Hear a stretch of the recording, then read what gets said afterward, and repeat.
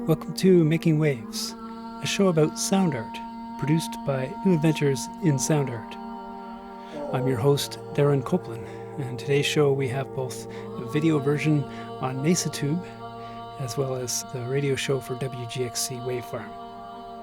Today we have a conversation that I recorded with Canadian interactive media artist Don Ritter. The conversation took place at the beginning of his sound installation, O Telephone, which is on exhibit at the Nesa North Media Arts Centre in South River, Canada. We talked about the role of sound in interactive media and how O Telephone is a much different piece than his other interactive works. O Telephone was originally made in 2007 for 6 phones and 8 speakers, but the version at Nesa uses only 1 phone along with the 8 speakers.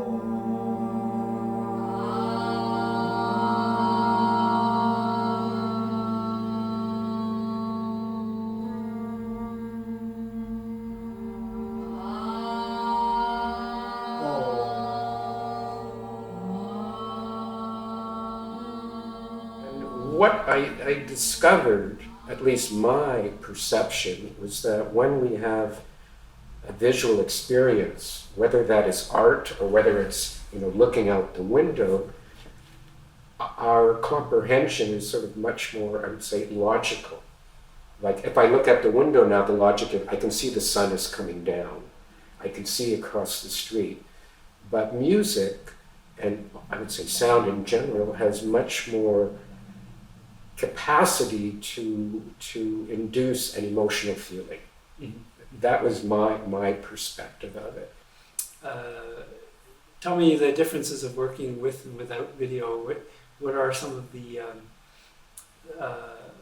opportunities that are there when video aspect is removed? If I think about every one of my projects since then has not necessarily music, sometimes music, but always audio, sound effects. I really enjoy, doing sound effects in a way that it appears that the object is creating the sound, and in most cases it's not, because sometimes when I'm shooting like water or fire, for whatever reason, I'm not recording the audio, and then I have to add it. So I think I really spent a lot of time, writing about the different, what I call sound-image relationships. And in my teaching as well, that's one thing that I emphasize. So I would say the introduction of sound into my work added an emotional impact. And many years ago, I wrote, I think my first published article, which was in MusicWorks, and it was called Interactive Video as a Way of Life. And it was all about how that when you experience something interactive, that it almost seems alive. And in general, the nice example I like to give is, when people go to a music performance, let's rock and roll is cheering and clapping, you can see the crowd has been pushed to this emotional level. Can you imagine going into a museum and looking at a Rembrandt going, oh yeah, great. People would think you were crazy, right? But why can you do it in front of music? And that really became to interest me. So that's what I like about adding audio or adding music to a video work, is it adds this emotional impact, which is, I guess there's still an emotional impact to visuals, but again, if you're screaming, oh, this is such a great photograph, people think you're nuts, right? But the history of when I guess, when I was a grad student there, I had developed this piece of software where music would control video, and then, one of my, I'll say, sugar daddies was, I should say sugar daddy, was Canada Council.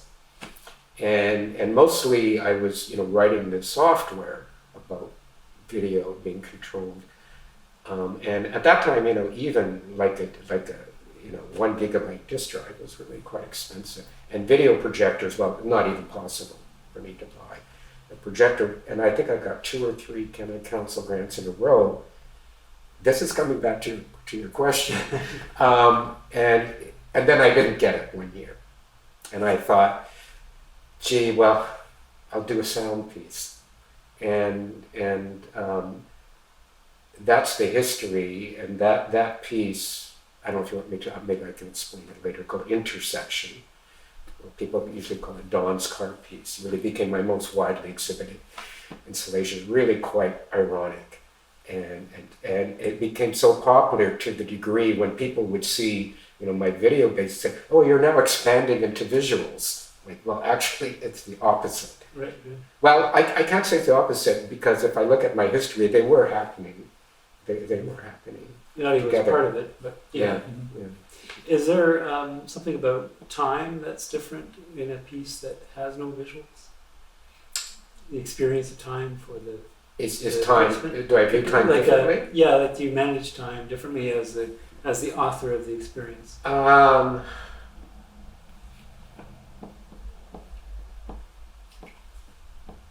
Well, I guess in the case of visuals, you can have, I guess, what I would call an action. You're raising your right hand, you're raising your left hand. It starts here and it ends there. I guess music or a note or sound has a beginning and an end, but we don't really view it as an action, right? We view it as a sound of a certain duration. I never really thought about that, but what I did find is that if you're going to have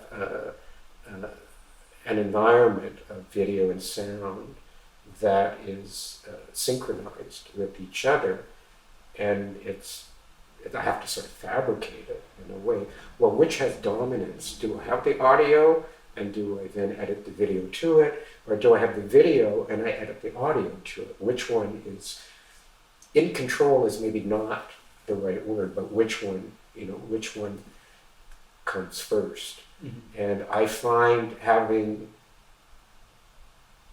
the audio first was maybe better than having the video first. I think it's much more difficult to edit audio to video than video to audio.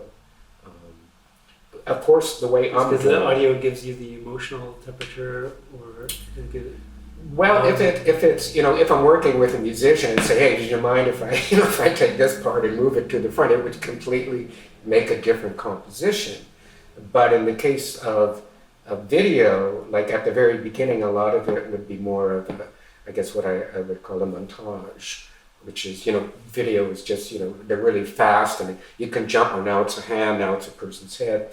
You can get by with that. If you do it with sound and music, it's really quite chaotic. And I mean, that can be desirable, but I find that you have much more leeway in taking the video and chopping it up than you do with, especially if it's music. If it's sound effect, well, then you've got a little more leeway, but the sound, what I like is when you clap your hands, when the hands are together, you hear that sound. I really like synchronized sound, and that's the software I developed. That's what it did automatically. But I guess I in many ways, I sort of merge them together.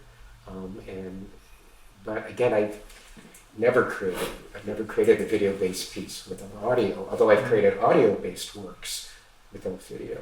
One reason is because of my interest and background in audio and visuals. I don't view them as competing at all, because they are doing different things. Like in this case, your logic is, I'm looking at flowing mud, right? But then when you put some crackling sounds, then it gives it to an emotional feeling. So for me, I don't distinguish the importance between them, because they're completely different perceptual experiences that can augment. And again, once they're synchronized, then it comes to life. Mm-hmm. When you clap your hands, if I clap my hands and there's no sound, it's like, well, that's strange. And it seems like surrealism or something.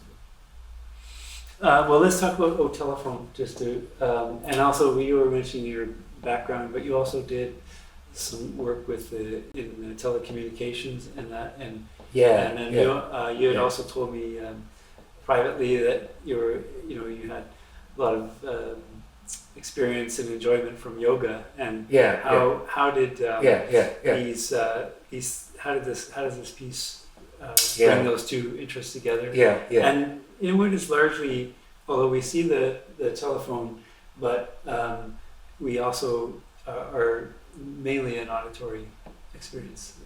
This piece, yeah. Well, I guess, yeah, I got hired by, actually when I finished studying engineering, and then they moved me to Toronto. I guess I can say Northern Telecom, which eventually became a company called Nortel. And that was at the time the largest telecom company in the world. But I actually never worked on a telephone, because the main heart of a telephone system is something called a switch, which can be a $20 million box. And the one I was working on really was the biggest that you could connect 100,000 telephones to it. And it's, I told about $20 million, depending on which features they wanted on it. So I guess I learned quite a bit about the telephone system. Ironically, all of my formal art education really was funded by this company, either through my salary, or when I did my graduate studies, they covered the whole expense, and it was at American University, which was quite expensive. But now, to jump ahead many years, I guess it's been now about 23 years that I do yoga quite regularly, and the with most yoga classes, you begin with Om and you end with Om, and during some of those classes, especially if it's mostly women, sounds just fantastic. In general, my Om and men's Om, it's sort of like a goat drowning in the river. It's not, I guess it's emotional, but it doesn't seem to work. And then, truthfully, I don't know where the idea came from, but I thought I would do something with Om. Maybe around 2000. Could be a little earlier, I'm not really sure, that I sort of had the idea of the telephone.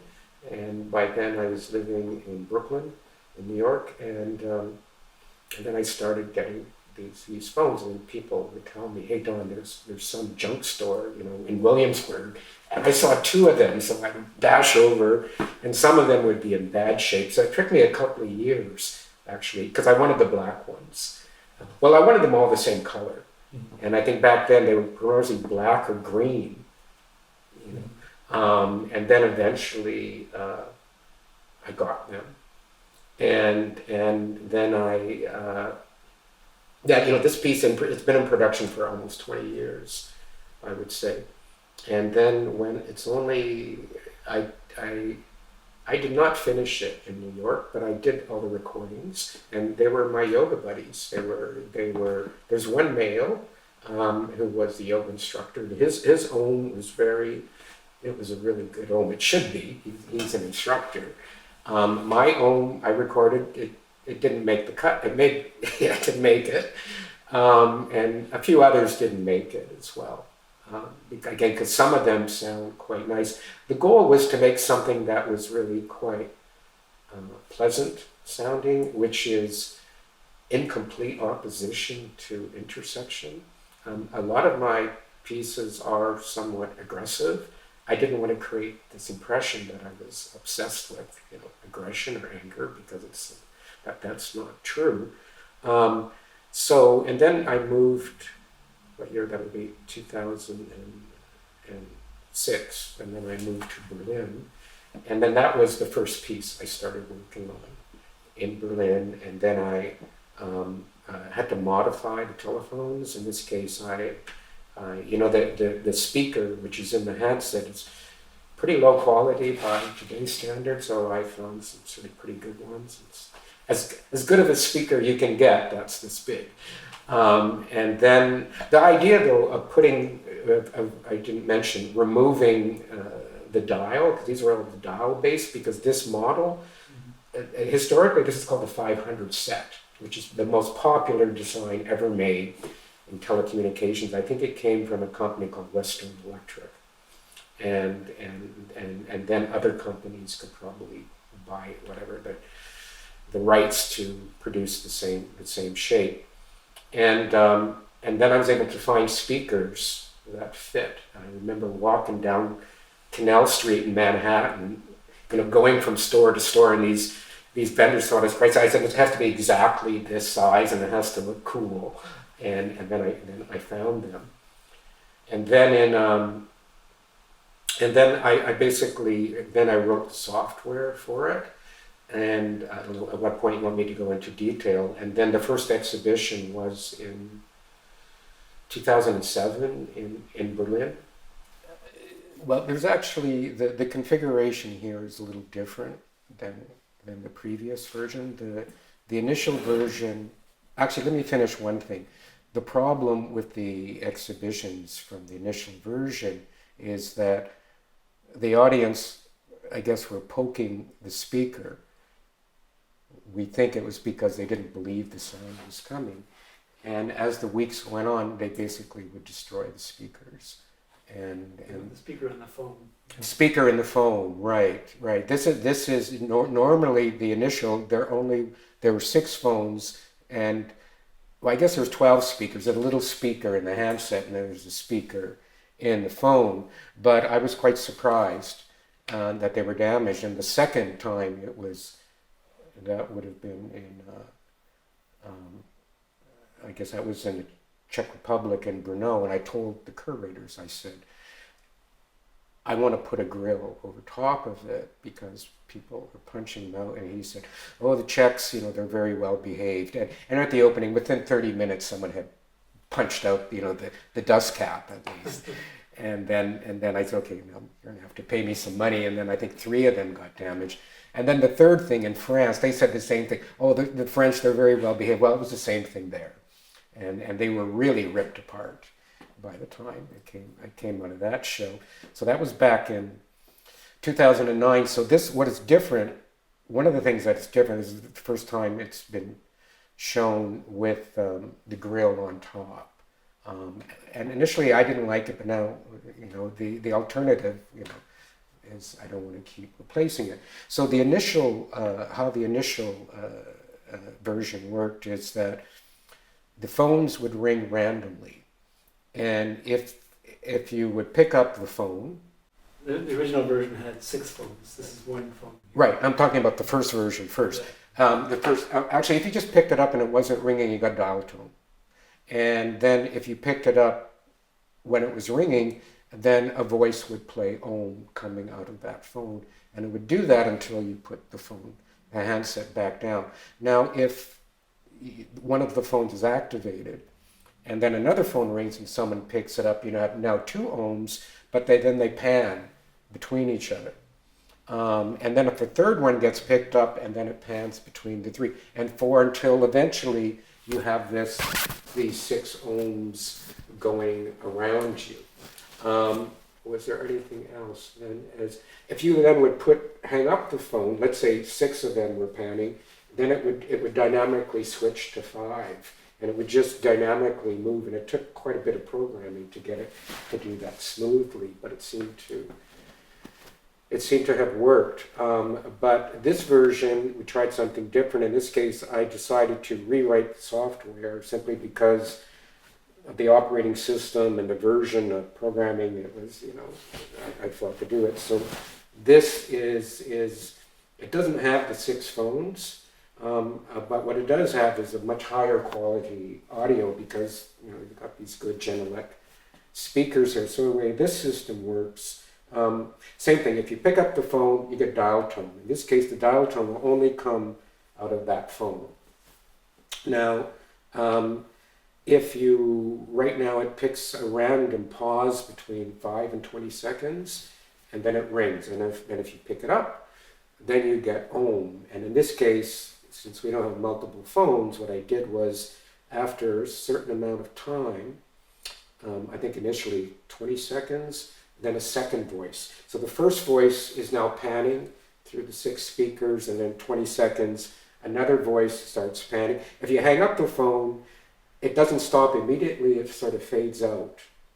It sort of depends on the amount of time, but the longer you hold it, that these new voices, until, if I remember, it's about 240 seconds, I think, that the 6 voices, and then you have all these 6 voices. Some are going around you clockwise, some are going counterclockwise, and some are moving sort of randomly between them.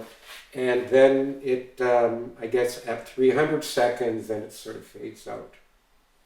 Now, the other option... Which is about 5 minutes.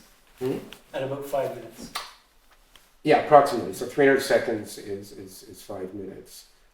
So if, though, right now we've got it set between 5 and 20 seconds to ring, a new thing is that if you pick it up, you get dial tone, but you put it back down, and in 2 seconds it starts ringing again. So and I sort of like that feature with it.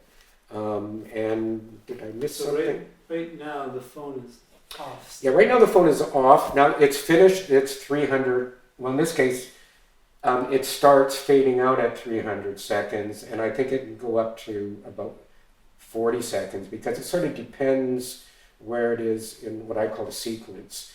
Because these 6 voices are combined in different ways. There's I think 70 different recordings of people saying Om, but when you pick it up, there's different combinations of those voices. So I guess it's almost different constantly. And what I've done is when it activates what I call a group, some of the voices are actually random. You know, some of them say, okay, the first voice is going to be voice number 8 and voice number 10, but now it's going to be the first voice, it's going to be a voice between number 1 and 10.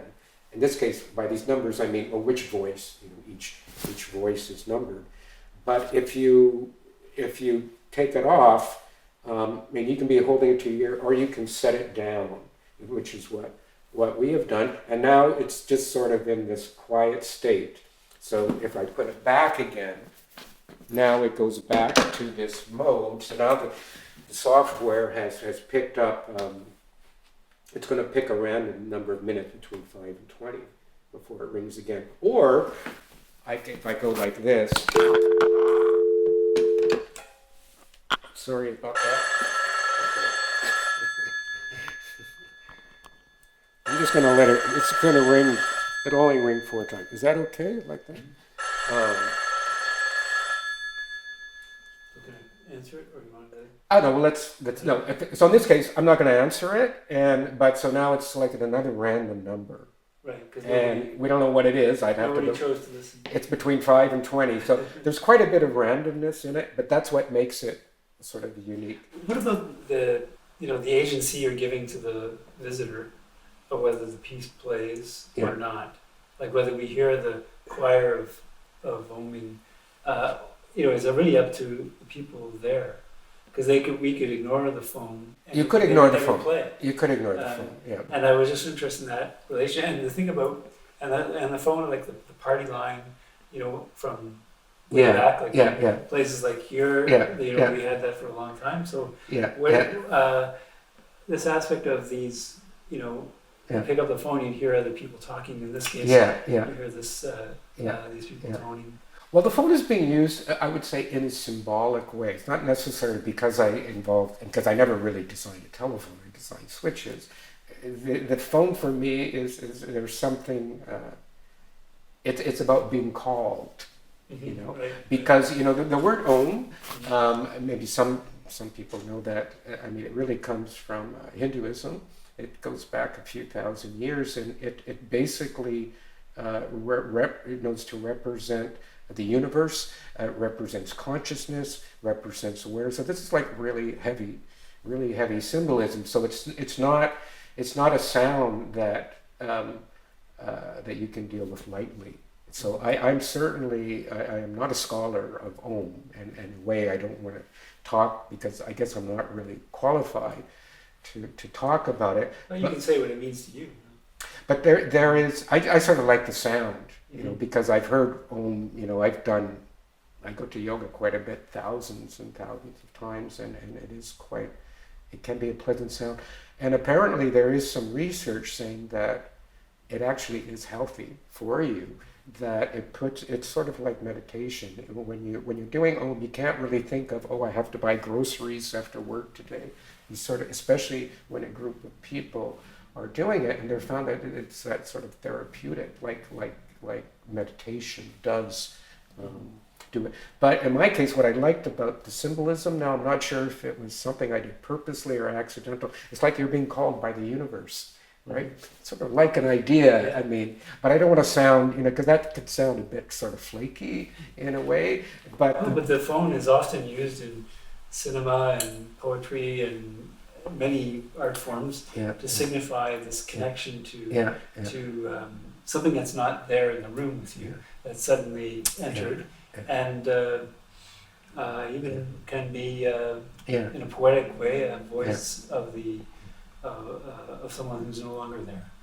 I guess I like that better. Now, this, you might not believe what I'm going to say, is that when I did this piece, I had no recollection that I used to be involved in telecommunications design. That's not why I did it. And ironically, when I looked the other day, and I look on here, it actually is a Northern Telecom phone, which is a strange coincidence, because the other 6 I have, none of them are Northern Telecom. So the fact that this one is a Northern Telecom is a really strange coincidence. And I didn't even, in Montreal, I didn't notice that. I only noticed it here.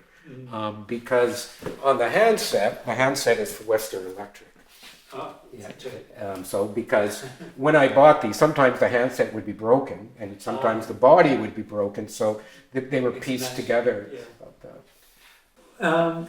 Well, I mean, I'm also trying to picture you're in a yoga studio doing a yoga class and starting with the Om and hearing this chorus of voices, and is the playback of it among just the 6 speakers here anything like that? Well, the difference is, my classes, depending on the day, there can be up to 35 people. So the sound is coming from every direction, especially if, you're sitting in the middle. It doesn't really move, but I'm not sure why I started, the moving. Well, actually, I think I know why, because maybe I should describe intersection. So intersection is usually about a 15 by maybe 12 meter room, completely dark. It's an 8-channel sound system, and there are basically 4 pairs, and the speakers face each other, and then it's basically like 4 lanes of traffic, is what it is. And when the visitor walks into the room, and the room really has light lock doors, so it really is black. And then you see, at the English version, you see an exit sign, dimly lit exit sign. And in this case, these are your instructions. This is how you use the piece. What do you do with an exit sign? You walk towards it. So the cars are coming in, and then sound is moving from one speaker to another to create the illusion that the car is moving across the space. And like this one, went randomly. So car goes across, then selects a random number, I think between 3 and maybe 20 seconds till the next car comes. Each lane is an independent system, so it can be complete silence, or you can have 4 cars, they shoot across the screen. Now, if you stand in front of a car, when it's coming, and the way I've adjusted it, it still comes until it sounds like it's almost in front of you, then it screeches to a halt. And then you hear it idling in front of you. This is why we usually have at least 12-inch speakers, so we have a good rumbling sound coming out of it. And then if you then leave, and then you hear the car sort of start accelerating, slowly moves across the room. If you remain standing after the car stops, and subsequent cars come, they smash into that car. So nobody knows this. And each lane is independent. If you stop the traffic, you cause a crash. That's right. And each lane can be independent. Now, again, this piece was created because that particular year I did not get a Canada Council grant, and I thought, it's going to be less expensive for me to make a sound installation and But actually, in a way, it's one of your more elaborate pieces. it's only or you mean expensive? Well, only from the exhibitor's perspective, because I don't provide the sound system. Mhm. I did basically back then it was an Amiga computer, 8 channels Roland sampler, and then infrared sensors, and then I had to design an interface. How do the sensors talk to the computer? So from my perspective, it's sort of less expensive than a video-based piece. Less expensive in the sense of what it takes to generate the content. I don't need a very powerful computer to do that, Mhm. right? These days, when I'm working with 6K and stuff like that, or back then, if you wanted good graphics, it was really quite expensive. It was really the computer. So that meant by expensive, you had to acquire the equipment, or you had to go to places to work that had the equipment? Well, in this case, I need to have the equipment in my studio, so I sort of need to own it because, like this piece I've been working on for almost 20 years, and it's gone through, well, the previous computer, that was a 2004, I think, Mac Mini, that was accommodating it. But I think, so that's, your question, that's where I sort of got interested in sound moving from across the room. And then at that time, I knew people at the sound engineering department at McGill, and I was, they were giving me some suggestions. They told me because I'd seen friends using samplers, but I didn't really pay attention. They said the sampler is the way to go because at that time, like an 8-channel audio card. This was 1993. I don't think it existed back then. I think. For intersection, in order to do intersection, you had to use a sampler. That was, I got it, and also because, even then this box, which was quite expensive, could only hold, 20 seconds of audio or something like that. And how did I create all these lanes? I had the same sample, but I played at different speeds. So it sounds like this is a different car.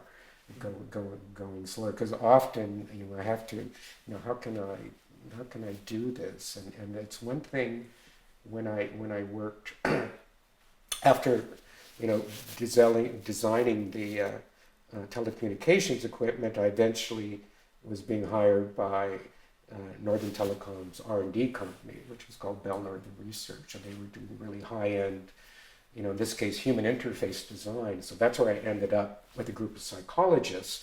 And I guess they seemed to like me because I was coming out with wacky ideas, but that's exactly what they were looking for. They were looking for something that, people weren't developing. Because when I first started doing the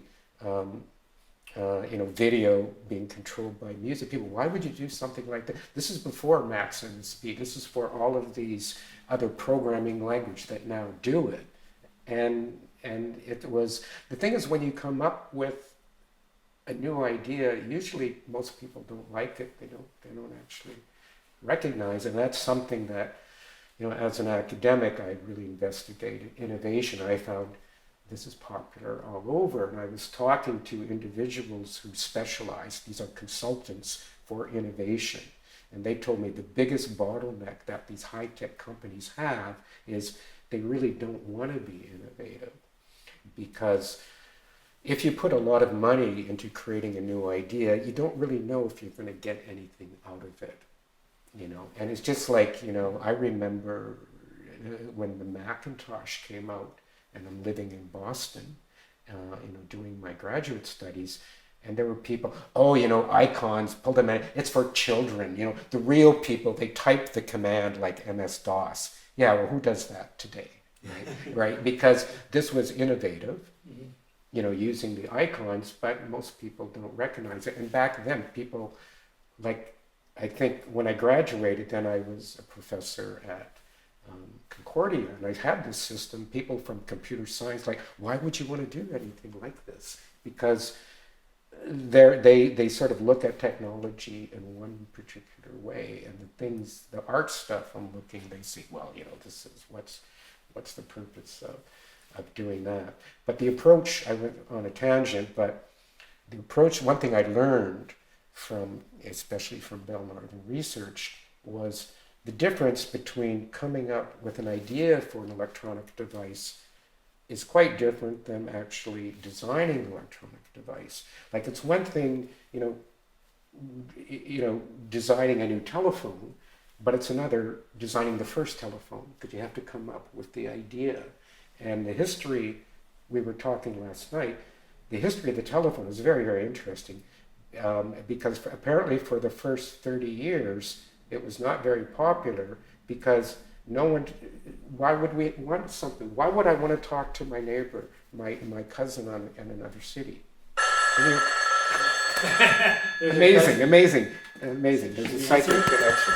Well, actually, I would just let it, because otherwise we're going to get the ohm. Yeah, that's okay. We're going to get the ohm coming out of it. Yeah. But I mean, this aspect of this phone ringing, and then immediately I have this instinct to go and grab it, and so in a way, you're creating an interface that invites participation. Well, what a few people have accused me of is doing psychology experiments with the audience, and I do have a degree in psychology, and I did do real psychology experiments, and that, and I guess this one is like that as well. The one that most people talk about is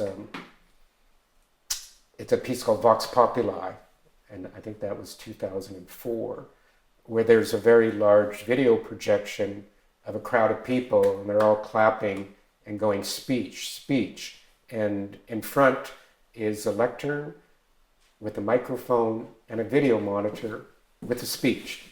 The speeches are not titled, but they're by Martin Luther King, John F. Kennedy, like Ich bin ein Berliner, I Have a Dream, and depending on the country that it gets exhibited, I would select a famous speech. So this is why it's more like an experiment. It's like, okay, you're being asked to be a leader, and some people do it, because everyone in the audience, they're sort of looking around, they can tell, because the crowd, this is what I do in a lot of my pieces, I don't have any printed instructions, the piece tells you what to do. So the people are going speech, well, they're telling you to give a speech. So someone eventually goes up, and then they start reading, and it's a voice-controlled teleprompter. And then the software I wrote is actually determining your level of confidence. So if you are not very confident, the crowd will start booing you. If you're confident, they start clapping, and then you can go through different levels until they're just going crazy because you're the new John F. Kennedy or something like that. So there is quite a psychological aspect to it, and my degree is actually in social psychology, which is how people behave in social situations. That's sort of related. I tend not to think about that, but it seems to just happen. It seems to happen naturally, and I think me ending up doing this type of work was not the direction that I had expected.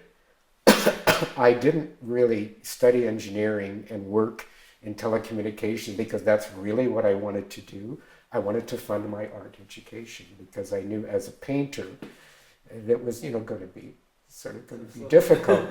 But then when my last semester in Boston, where I started working with George Lewis, who's a pretty well-known musician from New York, and then the doors swung open, and then suddenly I'm showing in Europe, and suddenly in Asia, and that's actually why I went into electronics, because this is the path that I guess I'm supposed to follow. I mean, I never exhibited any painting outside of Ontario. Although I sold quite a few. Well, with things like Vox Populi, and in a completely different way, this piece, that they're kind of creating a type of theater. Is that part of the rules of making the piece? How does this function in a theatrical way? I guess it's human behavior. I mean, if you're... Is there a line there between theater and psychology? Again, I sort of just merge them together. I don't try to distinguish them in a certain way, but I am really an observer of human behavior. When I write, that's often what I'm writing about, and particularly the relationship between ethics and aesthetics, which some people say there's no relationship. Well, my most widely cited paper is called The Ethics of Aesthetics, because, if you look at a lot of, in this case, theater is something I'm not extremely familiar with. I'm much more familiar with narrative film. There's some relationship there, but you have a lot of more leeway. You have a lot of more options with cameras, in theater, that, if you are creating films that have an enormous amount of violence in it, I'm pretty sure that you are going to motivate people to be violent. And I know, and I forgot what film it was, but in that film, there's a depiction of some character. It goes into a subway station in New York to buy a ticket. In this case, you would have like sort of a plexiglass window with a little hole. He then squirted lighter fluid into it. So this is in the film. And then threw a match. And I guess, so that's, I'm not sure if the guy got killed, but this is really something that happened. Okay, I'm sorry, that's in the film. But then shortly after, someone really did that. They really did that. They squirted it, and they I'm not sure if the guy died or something. So I'm quite interested in how media of any type, because in many ways, interactive installations, paintings, social media, theater, film, I look at them all the same way, that these are experiences of media, and they are all promoting a certain type of ethic. And that's what I think I am more concerned with than the actual technology. I use this technology simply because, well, this is what I know. This is what I know how to do. And I guess, it's sort of, my whole development of this type of work was really a series of circumstances and opportunities that developed. I didn't try to be, this type of person. Even when I was at University of Waterloo, which is where I did the psychology degree and the fine arts degree, and I sort of had 3 separate lives in a way. I had no intention of combining them. And that when I was finishing, I thought, well, should I then go for a master's in fine arts? But I thought, well, maybe I should become a psychologist. And then someone there told me, they said, at MIT, there's a place called the Center for Advanced Visual Studies where artists use technology. And that's where Namjoon Paik had been, and a lot of, these sort of pioneers of electronic art. And then I thought, wow, never really occurred to me to use electronics as my art medium, because at Waterloo, well, the one piece, I had a little sound recording, but that was about it. And then every summer I would go back and work for Nortel or for Bell Northern Research. And then when I got to MIT, they just opened, oh, Don, yeah, this is what we do here. And I got in, no problem. I think because of my background in engineering, and at the time, that was a pretty unique place. I didn't know any other school in the world that was doing that. And that center, in a way, started like in the 1950s. It really grew out of the Bauhaus. The Bauhaus, these guys were using electronics like Laszlo Moholy-Nagy, if I'm pronouncing his name correctly. And it was like, God, well, I don't know how it happened, but this is where I should be. That's how it ended up. So and again, I sort of put everything together, because that's just the way it happened. So what about the future? What do you have coming up, and where are your interests going nowadays? Well, I guess when I first started doing, I guess I didn't mention that, this type of work, it was really performance-based. When I had written this software that allowed music to control video, and then I worked with George Lewis, and then suddenly all these opportunities happened, and then I focused on that for about 3 years. And then it was George is a pretty famous guy, and people would say, "Are you George's technician?" I said, "Not exactly." So I said, "Is this George's software?" I said, "Not exactly. This is my software, and I handle the imagery." But his reputation was so big, I understood, and I can't do this I can't work with George anymore. And then I thought, well, I'm going to do installations. So a lot of the stuff with George, the imagery, when I look at it, I'm almost sort of embarrassed, but I was really into surrealism, and then with intersection, Vox Populi, which are sort of realism, I would say. Mm-hmm. And then in 2015, I got invited to do a architectural projection, or some people call it media facade, where you project onto buildings, and that was in South Korea. And since then, I really got more into, I guess, what is called substance metaphors, where in most cases, if we look at symbolism, the symbolism is more apparent when you look at the object. In the case of substance metaphor, you're referring not to the substance as much as a characteristic of the substance. Mm-hmm. So in the case of water, water has the ability to reshape itself to any situation. And I know that water is an important symbol in Taoism. An important aspect of Taoism is just to accommodate, you. This is the situation around you. This is the way it is. Don't be angry.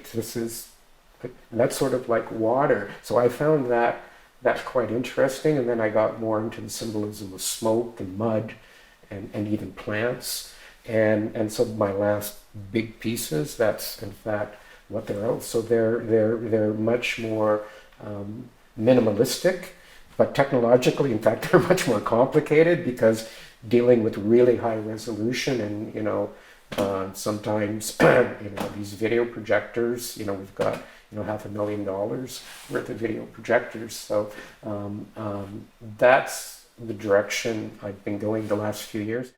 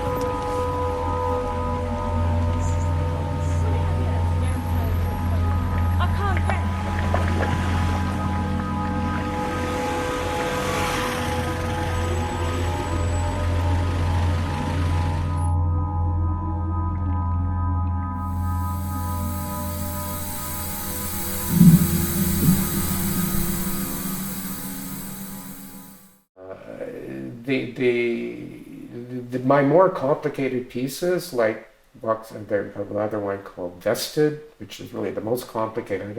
I don't think I want to do that again.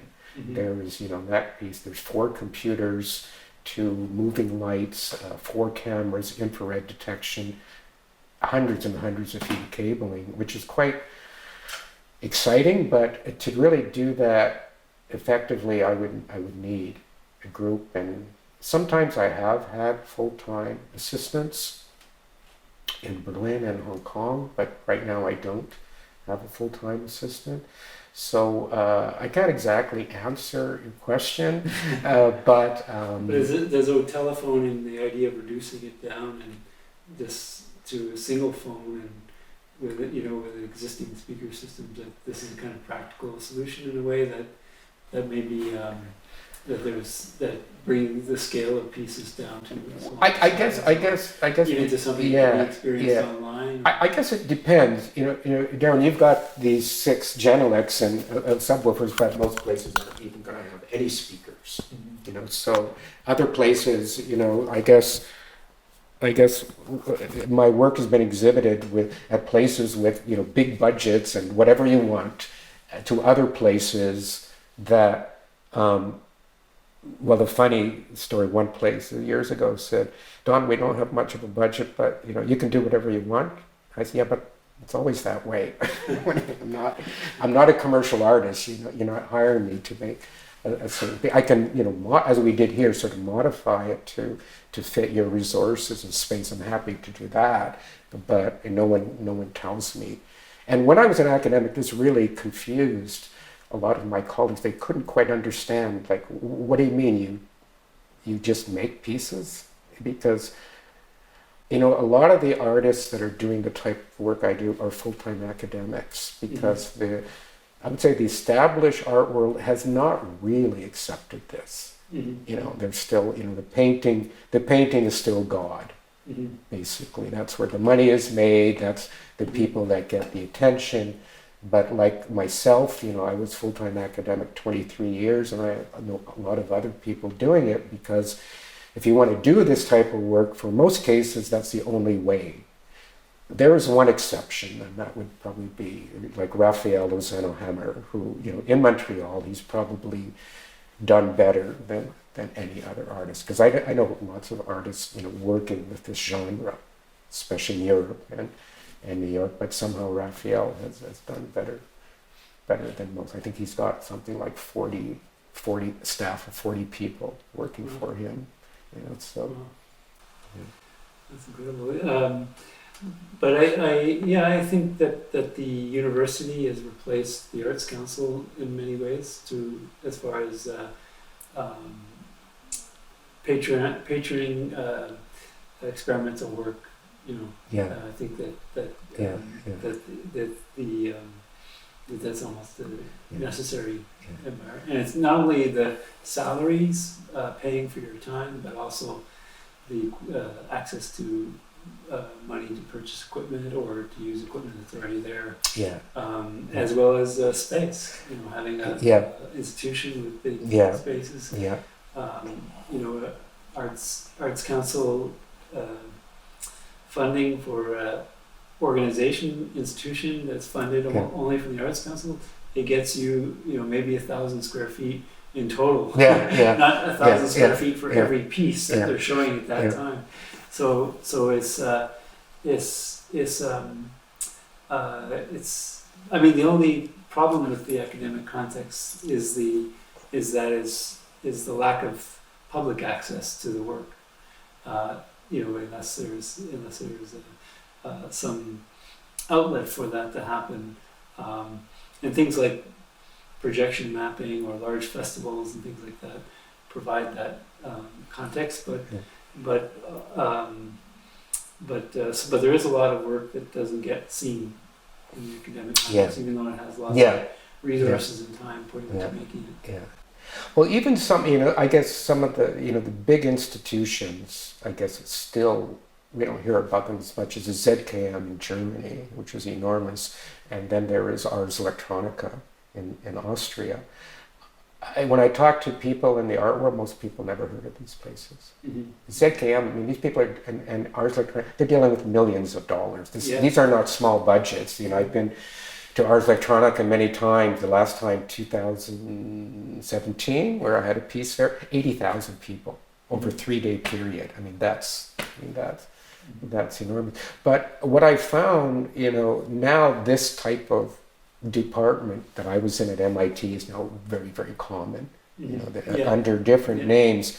But what I found is that a lot of the institution themselves is not really interested in this type of work. They're trying to push you more to, what's the next killer app? So so you would probably, for some users, they would prefer to hire someone that's writing apps for a smartphone than multi-channel video sound installation, because this type of work, there's really no practical function. It's an aesthetic function. It's an artwork. That's what its function is. It's not meant to be anything other than that. Which even confuses a lot of people with my work. They don't quite understand why would you actually do this? Mm-hmm. But it's like going to the cinema. Why would you go see a film? Exactly. It's the escape. It's the But this is new. The cinema has been around for 100 years. Yeah. This is they don't quite another way understand of stories. Like my piece Vox Populi once, where I was at the Banff Center giving a talk, and a lawyer said, this would be great for teaching people public speaking skills. So it was going to be and I thought, yeah, you're sort of right. She said, you should do it. I said, okay, with business partners, you handle the business side, I'll handle the other side. I don't want to look at it. I don't want to look at it that way. This is what I'm interested in, and okay, I'll be blunt. And basically playing, for me, I've been playing my whole life with, painting and sculpture and electronics, and I sort of enjoy doing that, and I don't want to go back to designing telecommunications equipment. Mm-hmm. That was Don Ritter in conversation with me, Darren Copeland, at the NASA North Media Arts Centre in South River. To see videos and read more about Don Ritter's work, you can visit his website at aesthetic-machinery.com. And you've been listening, of course, to Making Waves and watching it on the NASATube podcast on video. Making Waves is produced every month by New Adventures in Sound Art for WGXC Waveform. Thanks for joining us. Join us again 1 month from now.